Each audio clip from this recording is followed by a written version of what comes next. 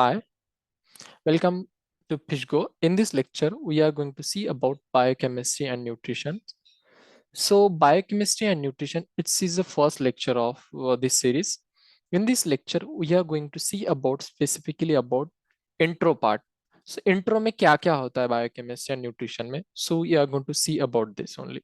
So, biochemistry is nothing but biochemistry is the branch of science that explore the chemical processes within and related to living organisms. Biochemistry मतलब कुछ भी नहीं जिसमें हम chemistry पढ़ते हैं। जैसे कि फिश की उसमें क्या प्रेजेंट है, फिश में कौन से कॉन्स्टिट्यूएंट प्रेजेंट है, protein, vitamin, fat, lipid, like that minerals, इसकी हम डिटेल में स्टडी करते हैं बायोकेमिस्ट्री। एंड न्यूट्रिशन मतलब क्या है? न्यूट्रिशन मतलब जो part, nutrition is the study, means nutrient. एक आधी एग्जांपल लीजिए, ये फिश है यहाँ वाली, इसने क्या किया, फूड को कंज्यूम किया, और फूड को कंज्यूम करने के बाद ये फिश ने डाइजेस्ट किया।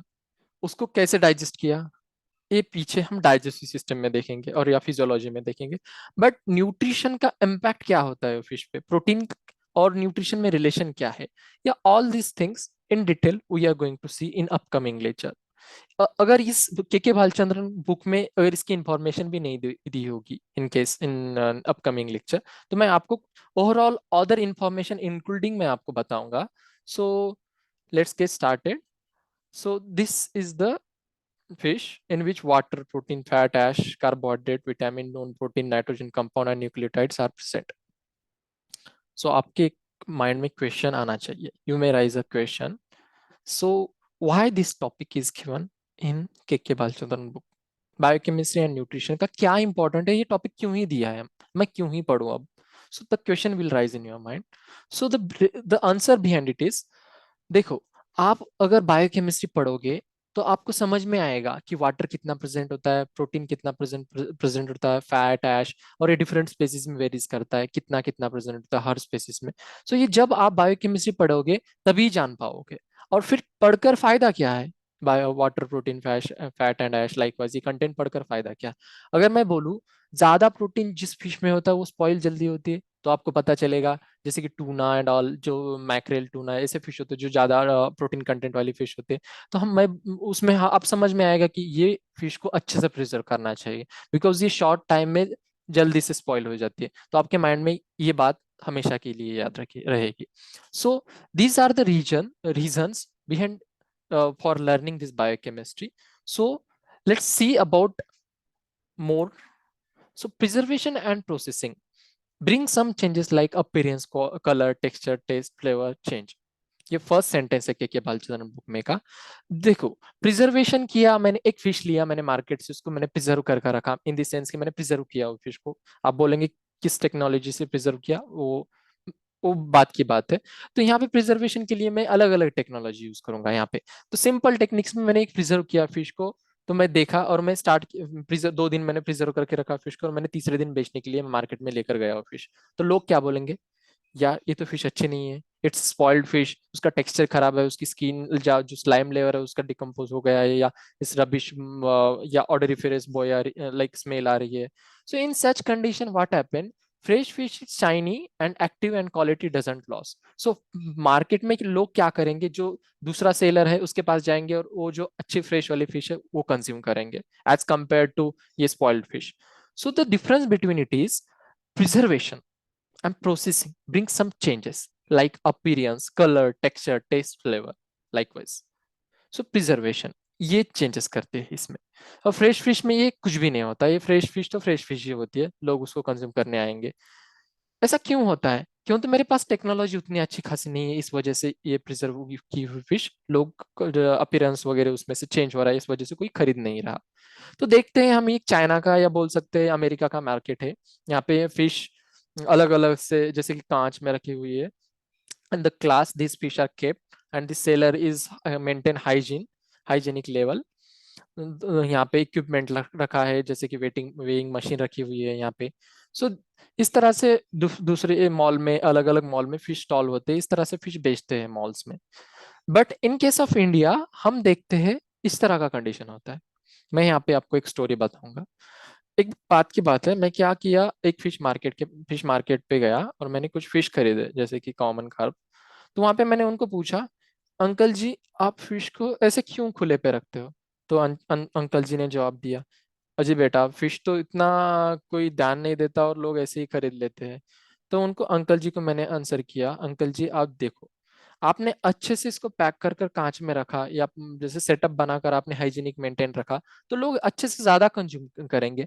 जैसे कि एजुकेटेड पीपल है वो फिश को एज कम्पेयर टू दूसरे जो भी मीट है उसको थोड़ा सा डर्टी समझते, या कौन घिसे उसको थोड़ा सा डर्टी फिश होती है या स्मेली होती है, इस वजह से वो क्या करते, फिश को कंज्यूम करना नहीं चाहते।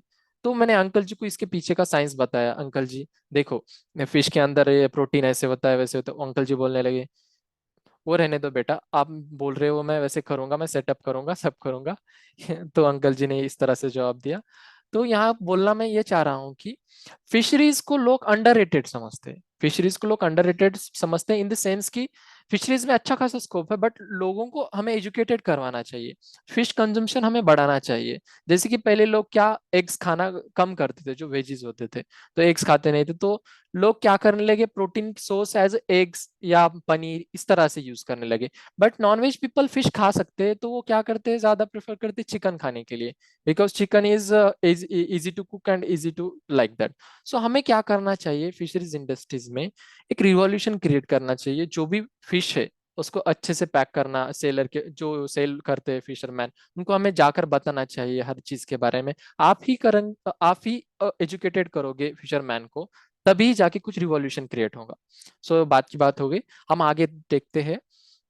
The severity as well as irreversibility of the change will depend on types of preservation and processing techniques.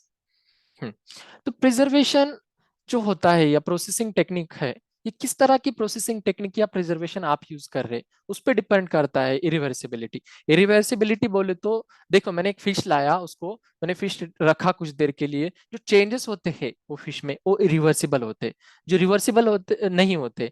Means एक बार फिश स्पॉइल हो गई तो स्पॉइल हो ही गई, उसको हम रिवर्सिबल नहीं करवा सकते। और सिवियरिटी रिवर्सिबिलिटी कितनी स्पॉइल होती है, कितने जल्दी स्पॉइल होगी वो फिश, तो ये सब डिपेंड करता है प्रिजर्वेशन और प्रोसेसिंग टेक्निक पे, आप किस तरह की प्रोसेसिंग या प्रिजर्वेशन टेक्निक इस्तेमाल कर रहे हैं, इस पे डिपेंड करता है सब।